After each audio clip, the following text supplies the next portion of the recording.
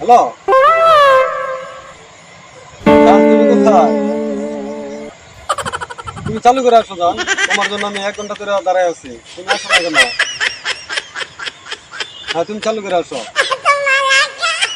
আচ্ছা দেখো, এই আমার একটা গান মনে হচ্ছে, একটা গান ছিল। হ্যাঁ, আর কটা দিন করোনা দেরি, পাকলে ফসল মাঠে, গয়না শাড়ি কিনা দিব বেচা বাজার হাটে। তোরে গুলকা দিয়া বউ সাজাইয়া পরাইয়া লাল শাড়ি, তোরে লইয়া যাইয়া বাড়ি।